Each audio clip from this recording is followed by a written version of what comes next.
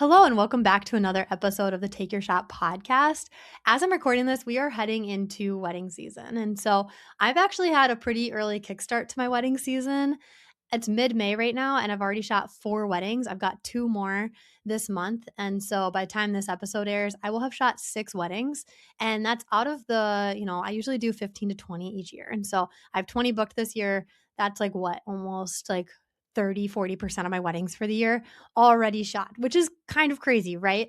And I'm not one who does like a volume based business. I know there's a lot of different ways that people kind of like structure their photography, but for me, I'm definitely towards the top end in terms of like pricing for what I charge for my services and the packages I do. And so I'm all about like giving quality and making sure that I have good capacity and good balance versus I'm not trying to shoot every single weekend. Like I'm definitely very protective of my time. And I think this is something that has definitely become a theme on this podcast of just really valuing your time as a business owner and making sure that your business is not only profitable, but also sustainable. And so this year I did kind of have an interesting season. It's not normal for me to have double headers, at least not 2, and definitely not 2 in the same month. Every once in a while, my fall will get a little bit away from me where maybe that would happen. But I really try to, whenever I'm booking weddings, I'm looking at a bird's eye view of like, where does this wedding fall? And I like to have at least 2 weekends off per month. Sometimes I'll do just one, but like ideally 2 weekends off. If I have a Friday wedding, I still get Saturday off. So that sometimes, I don't know, I can kind of let that go. But honestly, I really think looking at things from a bird's eye view is so important. I think we need to zoom out a lot more often as wedding photographers, especially as we're booking things on our calendar. We should be so protective of that. And so anyway, one thing I had to kind of really look at is because this fall I have a lot of travel. I've got 3 weeks during peak season where we are completely out of town.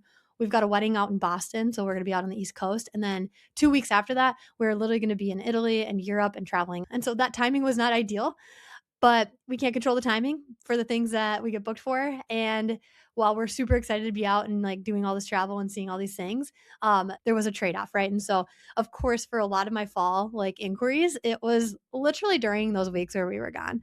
And I'm not someone who has an associate team. That's something where I have no interest in having one of those. Maybe down the road, I could see myself entertaining the idea. But at this point in my life, I love to keep things lean and I love to keep things simple. I really care about my mental capacity too. And coming from corporate America, where I was managing 5 teams with like 120 people, I just like really took a step back and I was like, I love not managing people. And so for me, having a team and like having to do associates and dealing with that, especially when I'm overseas, I just don't want that taking up my mental space. And so that's just kind of like my head. That's where I'm at. And so knowing that I had to turn away so many weddings, I was realistic with myself and like, okay, I'm willing to take on more in the spring, or I'm willing to take on these inquiries that are coming at maybe not the time where I would love to book, but you also can't control when people inquire and when they book and when they're getting married. And so I basically broke my rule of having 2 double headers in 1 month. But some things that I did to kind of protect that was I have the weekend off before and after for each of those. And so that gives me margin and time to fully dedicate time to editing and looking at that.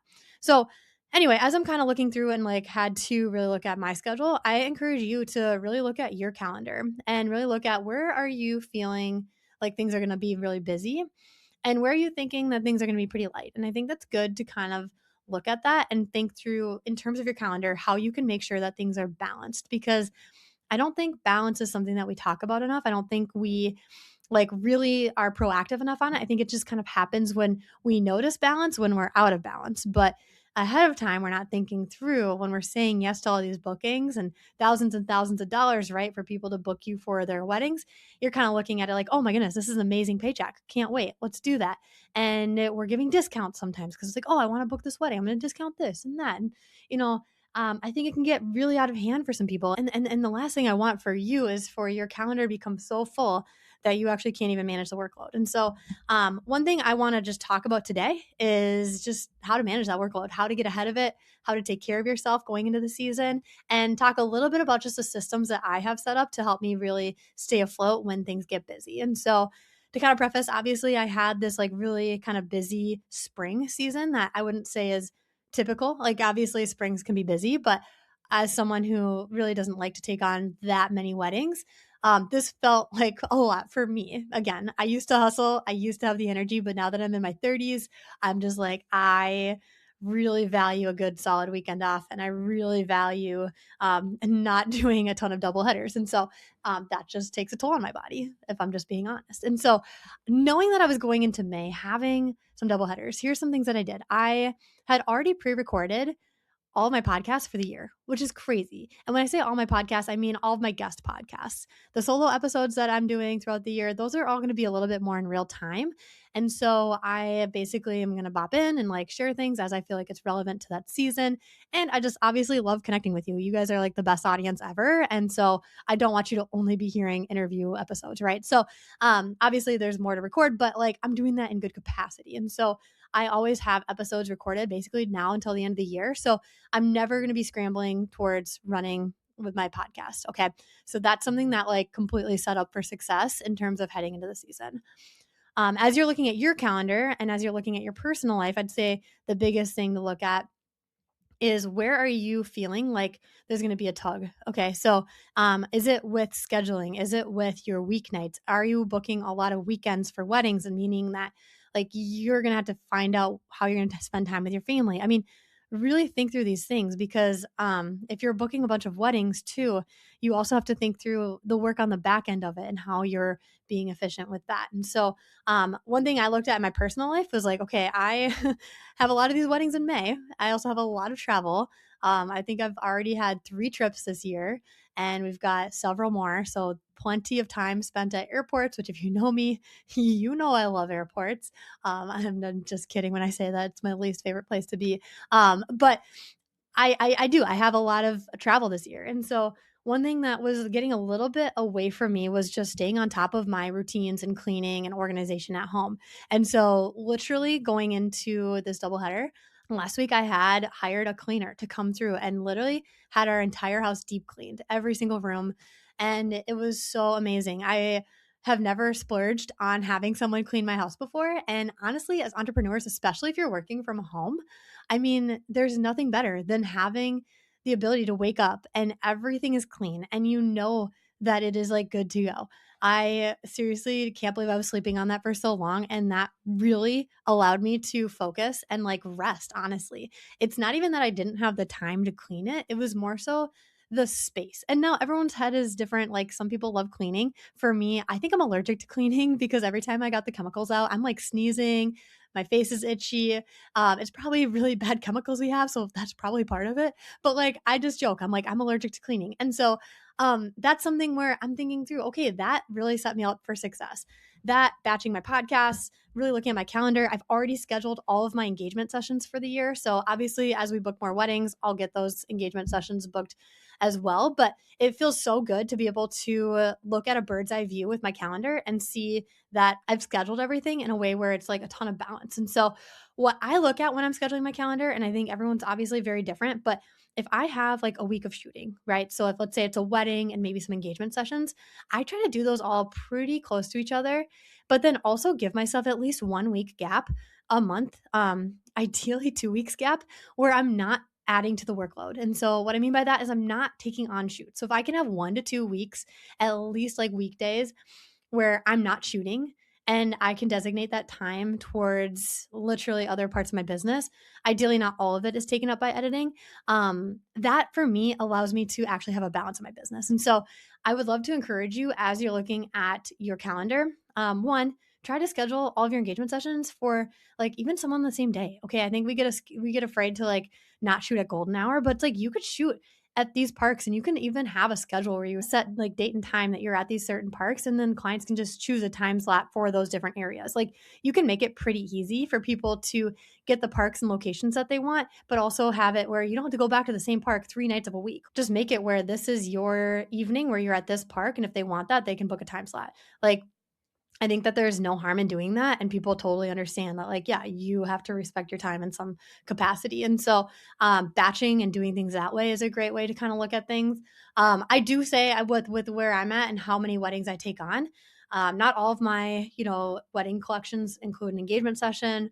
So if they're not doing that, then obviously that saves my time. But I do know that there are some people who include an engagement session with every single collection that they do for weddings. And some people take on a lot more of those. And so if you're someone where you're feeling like, okay, my sessions, like, especially if you're doing families, newborns, seniors, all of that, like those one-off sessions, literally set up a park calendar and say, these are the parks or these are the locations where I'm going to be and when, and just have a scheduling tool where you can do that. And if you're looking for a really solid place to do something like that, I talk about Dubsado a lot, but they have a scheduling tool where literally you can use that to schedule time on your calendar, and it can send them all the details, all the things, and it's very automatic, and you can automate that. So like literally an amazing plug just for like automating a part of your business. Like, couldn't recommend it more. And you can also find ways to do something like that on Google Calendar with their scheduling tool too.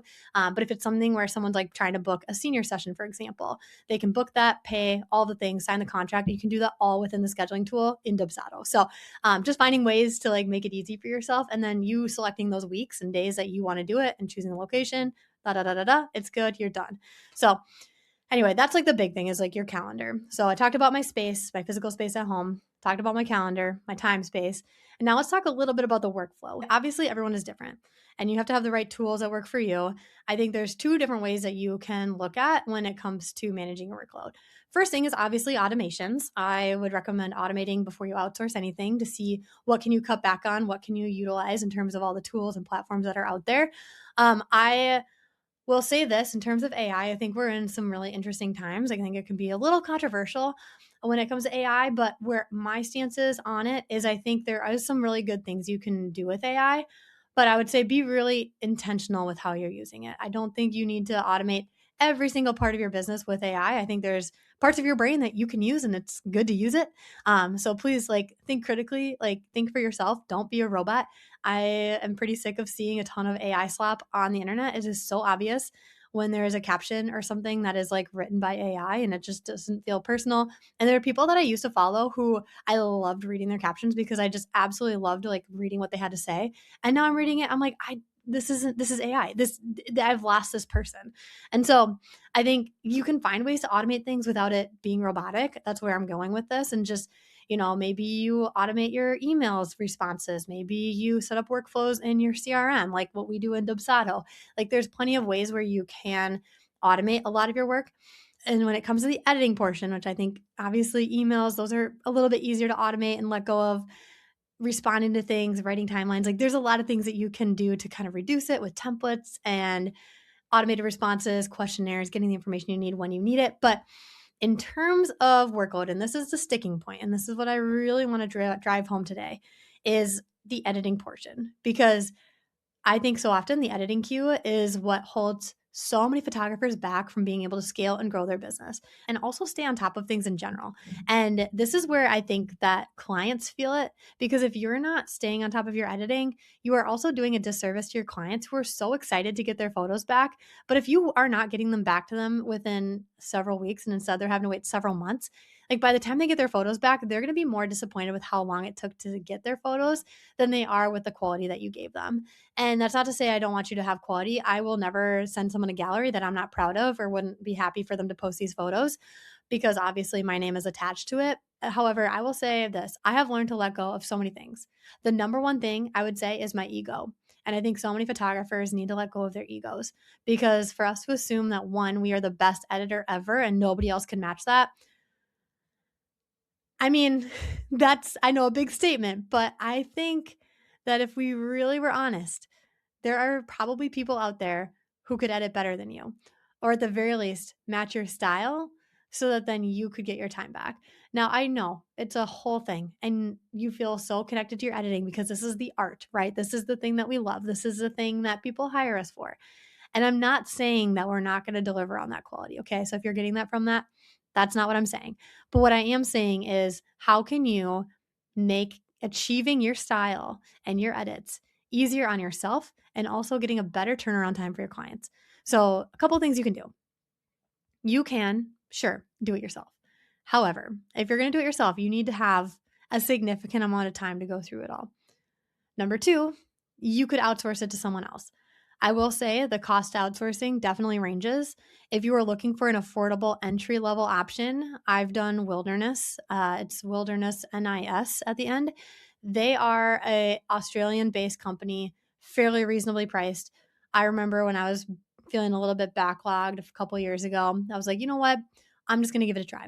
And like I said, the more you work with an editor, the more they learn your style. And so I would say this, like, have patience with outsourcing, be willing to give the feedback, and like just trust the process. Like, it might not be perfect your first time, but maybe you tried Wilderness, which I'll link below, or maybe you'll try another private editor. I would just say take the time to find the right fit for you and having that in your back pocket. Maybe you don't send every single wedding out to an editor, but if you can take the time to find someone who can achieve the results that you want, having that in your back pocket will be huge. So if you do have a family emergency, or let's say you do have a really busy month and you don't want to turn away work because of the workload, but you know that you won't be able to do it all yourself, that's a great option. So don't write off editors. I will say a lot of people write it off because they just don't think anyone can do what they do.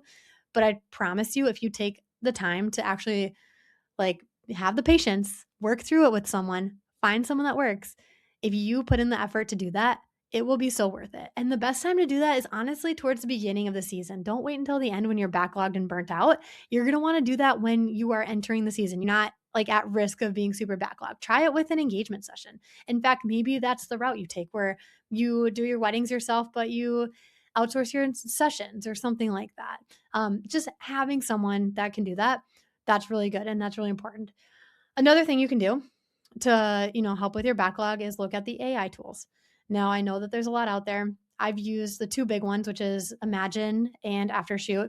I used to be a huge fan of Imagine. It was amazing. I actually liked Imagine better than Aftershoot before because I felt like it was able to nail my style a lot better. However, over time, I just kind of, the cost would add up.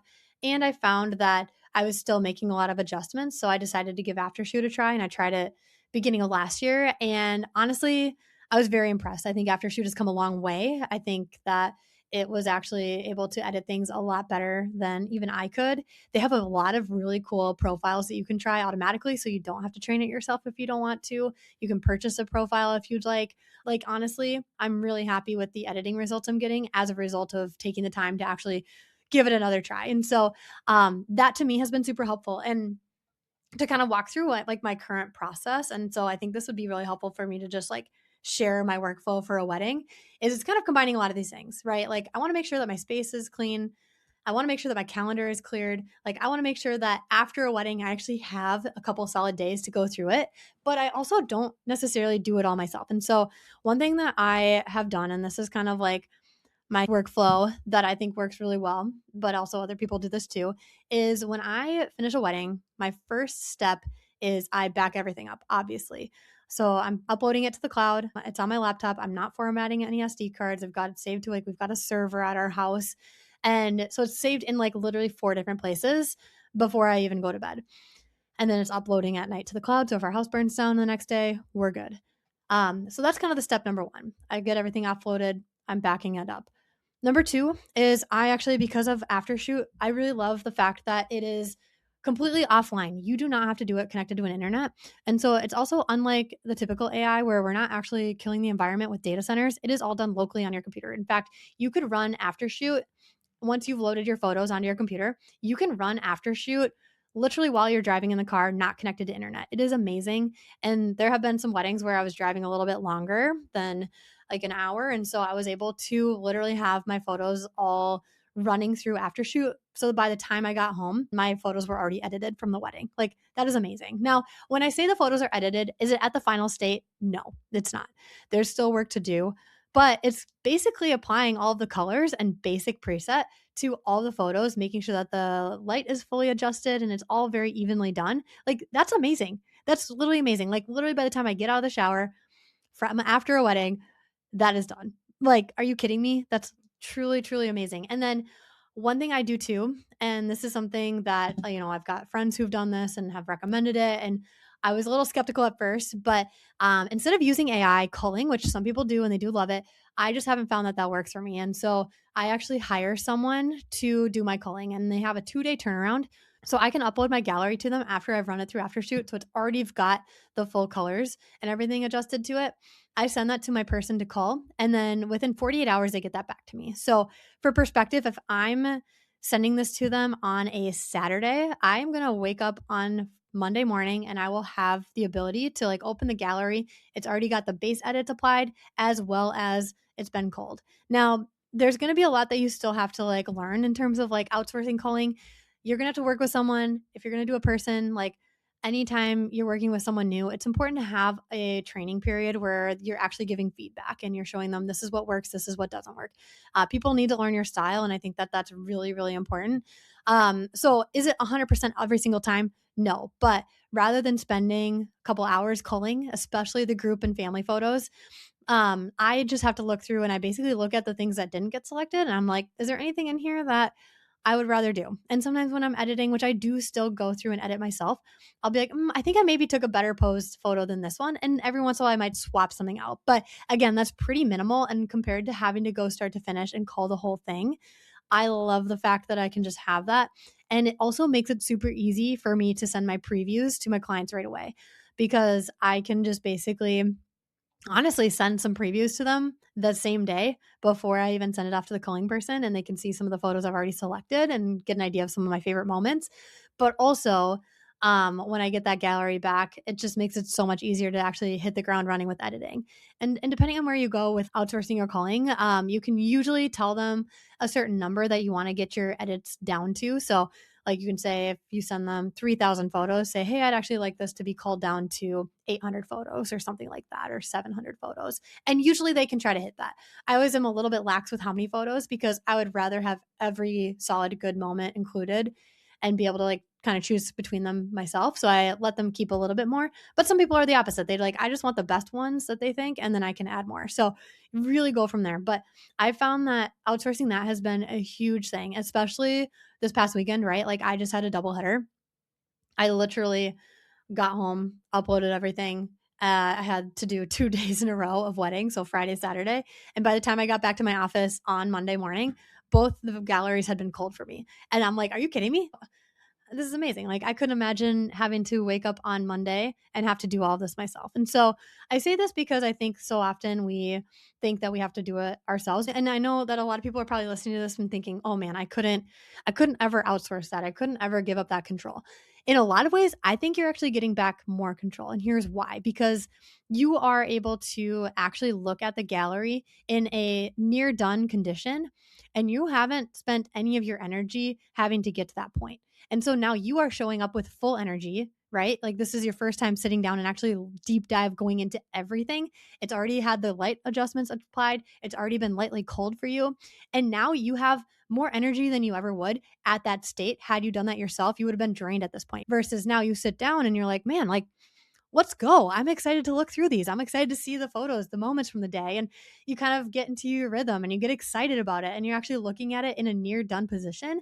That's amazing. And so for me, when I go through the galleries, I'm still looking at every single photo. I'm actually taking the time to like, if there's anything like an outlet or things like that, that I need to like edit out for photos that I think would probably get printed or that would make sense. Like I'm going through and I'm really looking at that and curating it, and I can have fun with that. That's not something that's draining for me. That's something where that's my starting point. I'm starting at a point of I'm perfecting these, and that's my whole point of this. Like that is where I'm starting from versus when you've already spent like hours and hours culling for like an entire day. And then the next day you sit down, it's like, man, I've already been staring at these photos for so long. I just wish that it was already in a better state or it was already further along. Like I just have to be good enough. Like that can easily become people's attitudes. And I just think that that's actually more of a disservice. And so I would say this, like if your editing is becoming a bottleneck of your business, and if it is something that you are just feeling so drained doing, seriously, take a look at some of these things. I'll have everything linked below. So if you want to try Aftershoot or Imagine, or if you want to outsource your culling, like literally find something that works. There's so many different people you can find online. There are forums and stuff out there. There are people who want to serve you. You could hire someone locally and just have a flat fee where, hey, if I pay you to cull this wedding, is that something you'd want to do? You can train someone. I know someone who trained their mom and they pay their mom to cull their weddings for them and they do a phenomenal job. I mean, it's not necessarily something that is a ton of technical work. It just takes that creative eye, which you do have to teach and train someone and they do have to be familiar with your work, but you can get there. And so I hope that that's encouraging to you. I hope that as you listen to this episode, you're thinking through how maybe you could apply this to your business. I know I didn't get into a ton of the weeds, but that's just an overview of like really like taking a look at your business from a bird's eye view and looking at your physical space and like personal energy that you have at home, looking at your time, and then also looking at your processes. Okay. So, how can you tighten those up? How can you really make sure you're setting yourself up for success? So, I think there's so much more we can go into and go in more depth on with this. And so, I definitely would love to do that. If there's any questions that people have, feel free to shoot me a message on Instagram at Take Your Shot Collective. And one last thing too, if you have been listening to the podcast, or maybe you just found it and you like really like this episode or really like this podcast and what we're doing here, if you could do me a quick favor and just leave us a review on whatever platform you're listening on, that makes all the difference. And if you want bonus points and want like a virtual hug from me, screenshot this episode and put it on your Instagram, tag me and help get the word out. I would love for more people to have more time freedom and build a more sustainable business. And so I'm just on a mission to help make that more accessible for people. So that's why I do this podcast. That's why I have Take Your Shot Collective. And that is exactly why we're here. So if you can help spread the mission, get the word out, share the podcast, and all the things, that truly does make a huge difference. And I would greatly appreciate it. So thank you so much for listening to this episode of the Take Your Shot podcast, and we'll see you next time.